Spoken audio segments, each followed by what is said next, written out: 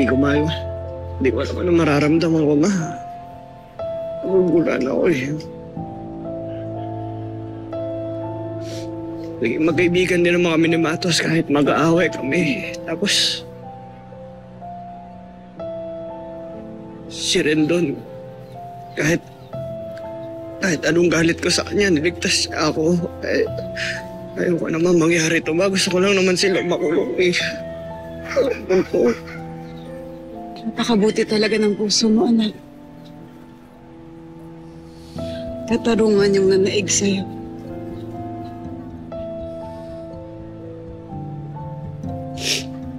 Kung ano man yung nangyari sa kanila, hindi mo na kontrolado yun. Tadhana na ang humusga kung ano ang nangyari sa kanila. Ang importante, lumaban ka. Kayo ng mga kaibigan mo. Lumaban kayo para sa tama.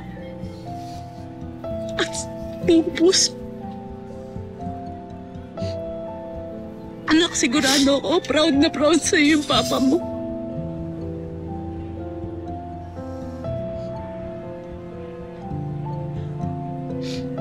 Ganon din ang mga magulang mo, Kulot.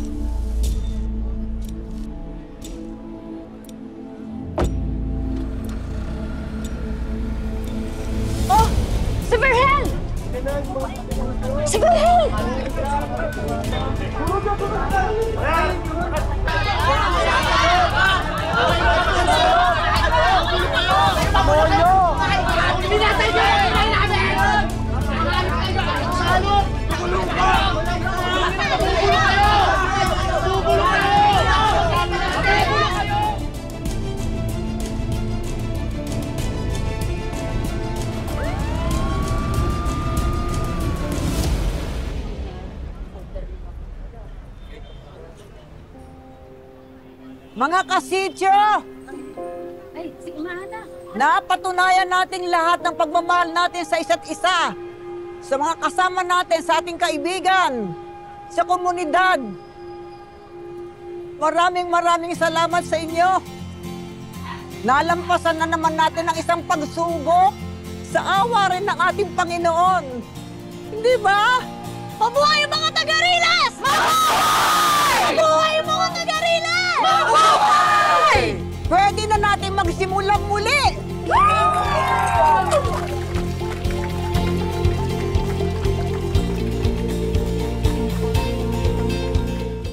Mga neighbors, konting tulong lang ha. Halina kayo! Pumunta na kayo dito! Pero kanino galing? Ay nako, naghagilap itong ating punong abala ng sponsors para matulungan tayong lahat ng mga dito taga-Riles! Nabagay. Mana sa hindi, wala yun. Hindi naman yung importante. Ang importante, lahat tayo meron. Okay? Lahat. Hindi mawawalan. Yun! Yan ang ating punong abala!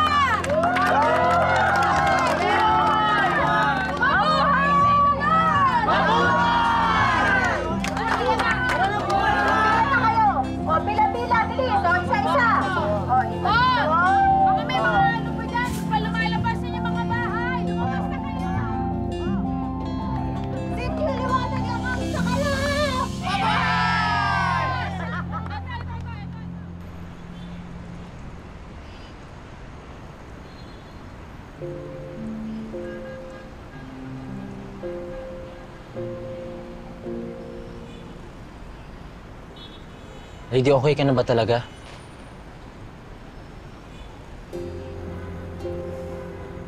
Smile lang ako, nag-aalala ka pa rin sa akin.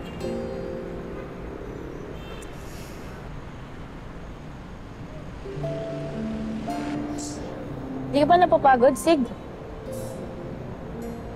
Lagi na lang kita sinasaktan pero nandyan ka pa din. Di ba nauubos yung pasensya mo sa akin? Lady, alam ko na may mga nasasabi ka o may mga nagagawa sa akin na alam kong hindi mo naman gusto. Pero naiintindihan ko. Kasi alam ko na may pinagdadaanan ka. Kaya Lady, wala lang sa akin yan. Wala lang sa akin yan.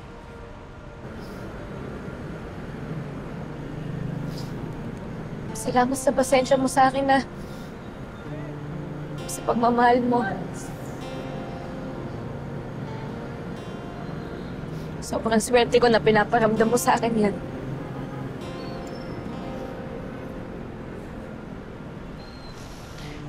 Lady, di mo naman kailangan magpasalamat sa akin. Sa lahat naman yun, bibigay ko sa'yo.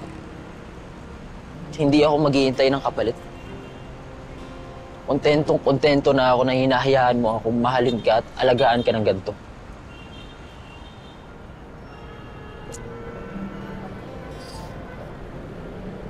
Alam mo,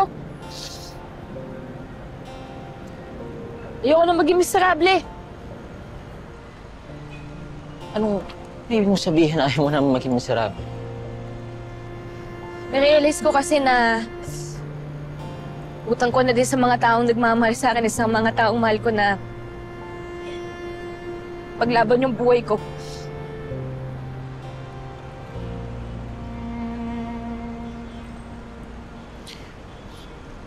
Magpapagamot ka na?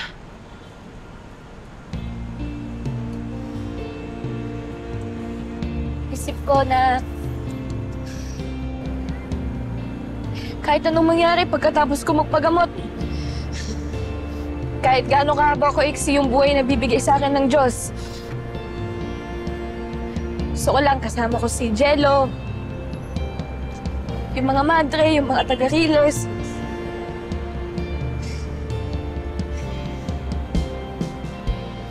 At ikaw. Ako? Mahal mo ako?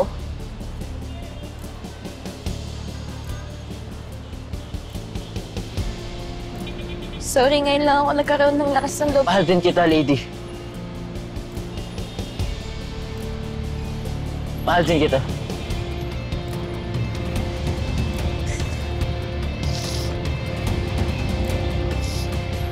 I love you.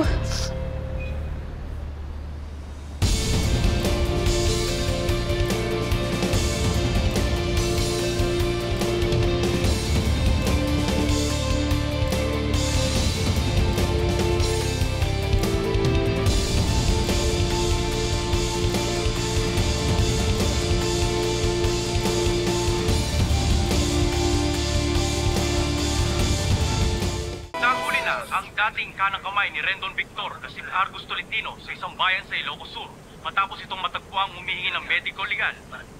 Alamin natin ang pahayag ni Argus Tolentino. Si Scarlett Victor ang nag-utos para sunugin ang Sitio Liwan at ang Riles para lang matuloy ang RB Realty. Tama po ba napapabalita ang aksidente po ang lahat ng yun?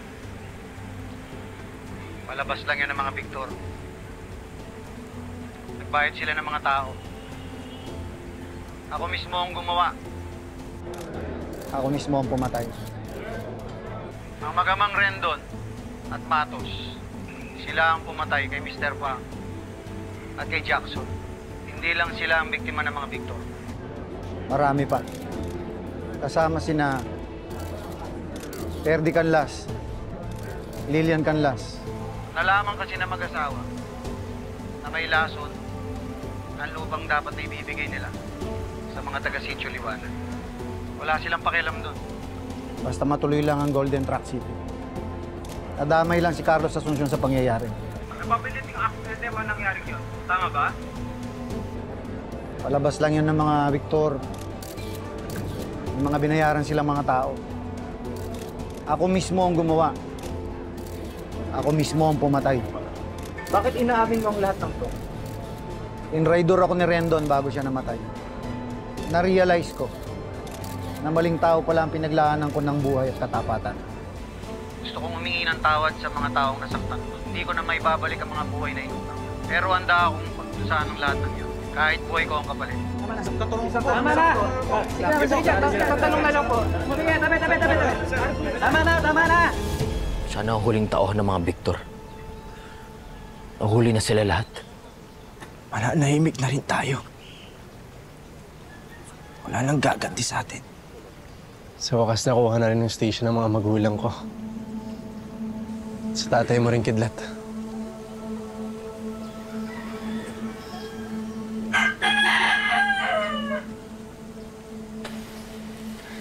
Paano pwede na natin bitawan yung mga galit sa puso natin? Makakapagsimula na ulit tayo.